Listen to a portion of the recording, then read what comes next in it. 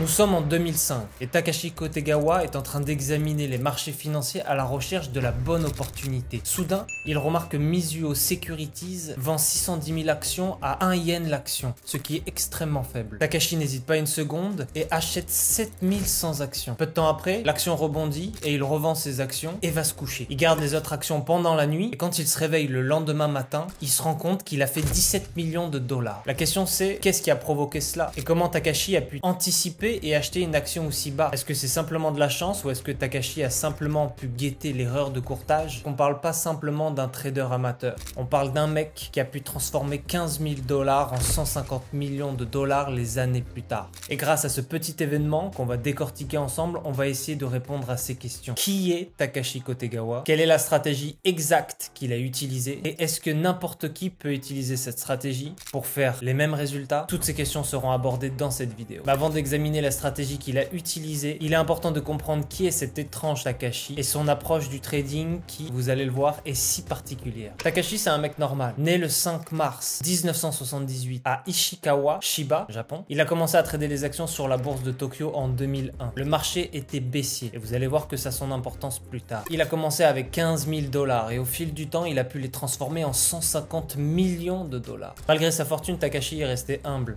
Pas de grande maison, pas de grand restaurant, pas de vêtements de luxe. Pour savoir comment il a fait, on a dû mener l'enquête. Il a partagé ses leçons distillées dans une interview qui n'est jamais sortie et sur un site en japonais qui est désormais fermé au public. Ces leçons vaut de l'or et on a mené l'enquête pour vous car elles constituent la base de sa stratégie. La première leçon est que la psychologie est la plus importante à tirer du trading. Il dit que laisser courir ses pertes est la pire chose qu'un trader peut faire. On a remarqué que plus de 95% des traders qui perdent sur les marchés financiers ont une mauvaise psychologie de perte, c'est-à-dire qu'ils laissent courir leurs pertes. À la fin, ils perdent de l'argent et abandonnent le trading. C'est pourquoi chaque fois que Takashi trade, il reste très concentré, très focus et ne se permet aucune distraction. Psychologie de sniper. Il y a 3 choses qu'il prépare avant de rentrer sur les marchés financiers. Sa liste, premièrement, comprend plus de 600 actions et généralement, il a entre 30 et 70 positions ouvertes à la fois. Il surveille constamment ses positions. Il a un focus à toute épreuve parce que surveiller constamment ses positions mérite de l'attention, demande beaucoup de concentration. Clôturer ou ouvrir ses positions au mauvais moment peut entraîner des pertes considérables. Et dernier fait intéressant, Takashi utilise la performance de ses positions qu'il a déjà ouvertes pour avoir la température du marché, ce qui lui permet d'avoir une meilleure idée de l'orientation du marché. Dans une seule interview qu'il a accordée dans les années 2000, qui n'est jamais sortie en français,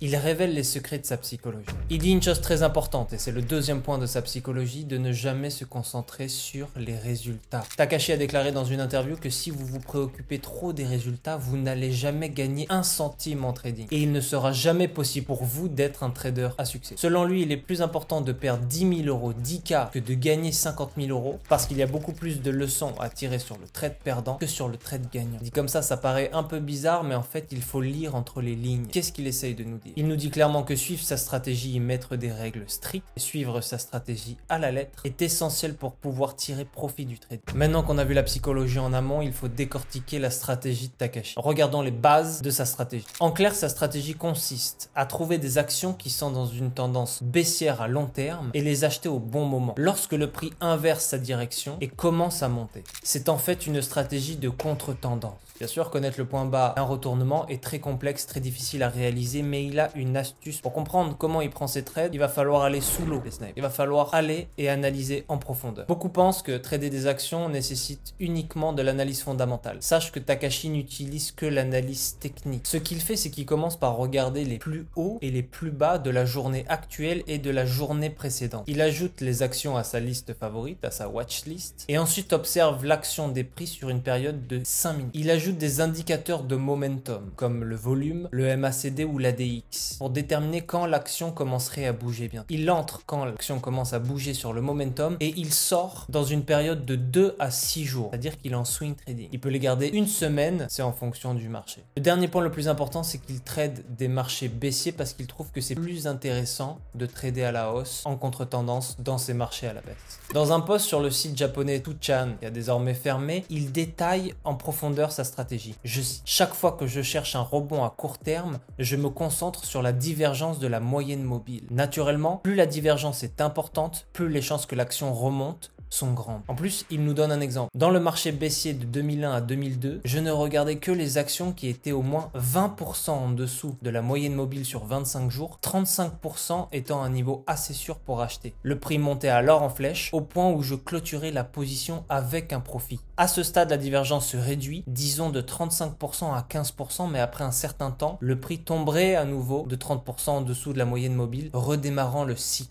Juste après avoir dit ça, il a également dit que les années suivantes, il n'y avait pas beaucoup d'opportunités. Ça veut dire que les divergences étaient moins présentes, mais qu'il fallait tout de même qu'il suive son plan à la lettre, et donc ça veut dire qu'il tradait moins. Et donc il dit que ne pas trader, finalement, c'est ne pas perdre. Maintenant qu'on connaît les subtilités de sa stratégie en détail, ce qu'on va faire les snipers, c'est la partie que vous attendez le plus, c'est qu'on va aller sur les marchés et on va décortiquer ça ensemble. Parce que la théorie c'est bien, la pratique c'est mieux. Ce qu'on va faire les snipers, c'est qu'on va se retrouver sur TradingView et on va appliquer ça. La première chose qu'on va faire les snipers, c'est d'aller sur Tesla. La deuxième chose à faire, c'est d'aller dans les indicateurs et de chercher le MACD, convergence, divergence, moyenne mobile. On va double-cliquer dessus, on va laisser les paramètres de base, on va enlever les moyennes mobiles parce qu'on n'en a pas besoin. Nous, on veut simplement le volume. On va se mettre en daily. D'accord. Et on va rajouter un indicateur, la fameuse moyenne mobile. Takashi n'a pas précisé si c'était exponentielle ou simple, donc on va prendre une moyenne mobile simple et on va mettre une longueur de 25, c'est-à-dire qu'elle va faire la somme des 25 jours précédents. Et là, ça nous fait une moyenne où on va essayer de chercher le marché en tendance baissière, par exemple ici. Et une fois que le prix casse ma moyenne mobile, on va laisser tomber le prix entre 15 et 30% de divergence, c'est-à-dire qu'en dessous de 30%, on va se préparer à acheter.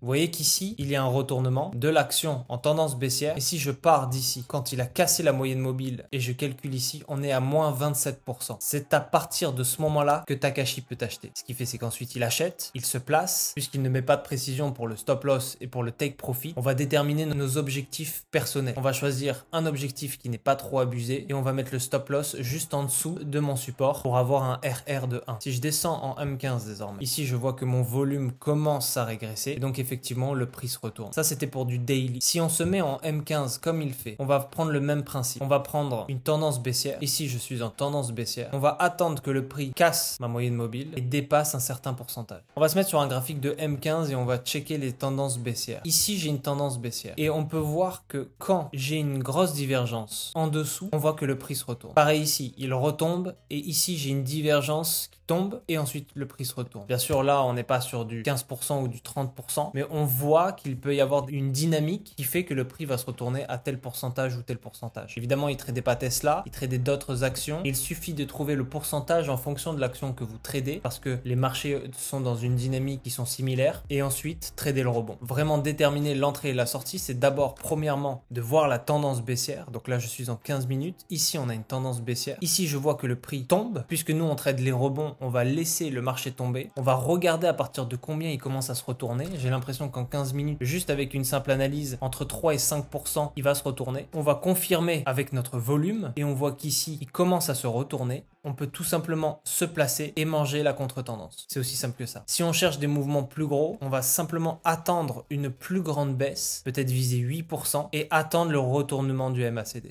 Selon moi, 15 minutes, c'est un peu juste. Si vous restez simplement sur 15 minutes, il faut faire du multi-time frame. L'idéal, c'est ici, par exemple, en H1, vous avez un aperçu de la tendance qui est puissante. Ici, j'attends que le prix casse ma moyenne mobile et vous voyez ici, je suis à 12%. Je suis le MACD. Ici, je peux tracer un support. Et quand le MACD commence à se retourner tout doucement, je peux placer position. Je place avec un RR de 1 sans être gourmand et j'encaisse. Pareil ici, j'attends, puisque ma tendance est baissière, j'attends que le mouvement se retourne. Et puisque je suis en contre-tendance, j'attends que le prix baisse. Vous voyez ici, il a baissé jusqu'à 20%. J'attends confirmation avec le MACD et je peux me replacer. Takashi Kotegawa trade uniquement en contre-tendance. C'est important de comprendre quand rentrer précisément et quand sortir précisément sans être gourmand. Le désavantage avec le contre-tendance, c'est que vous ne suivez pas le fleuve le plus important, la tendance. Mais l'avantage de la contre-tendance, c'est que finalement, vous faites tout pour ne pas être gourmand. Vous voyez que les positions ici durent plusieurs jours, 9 jours, 6 jours pour avoir des gros gains. Takashi suit la philosophie d'un graphique simple, c'est-à-dire naked. C'est-à-dire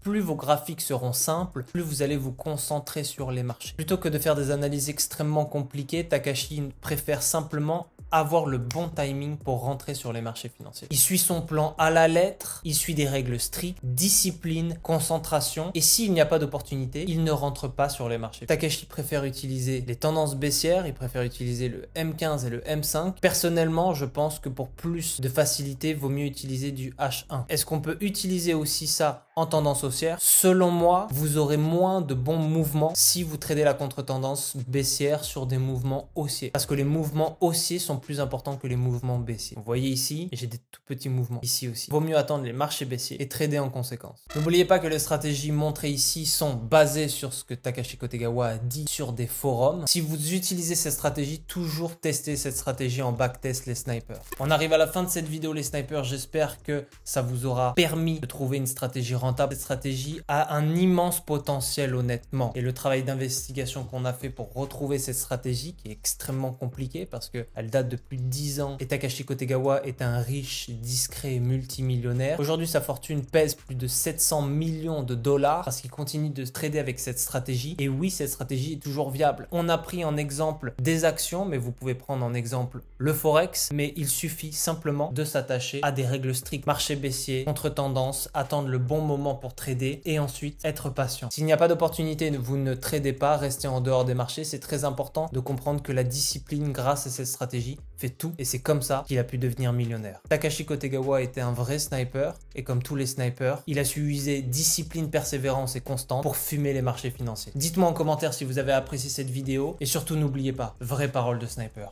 Boum.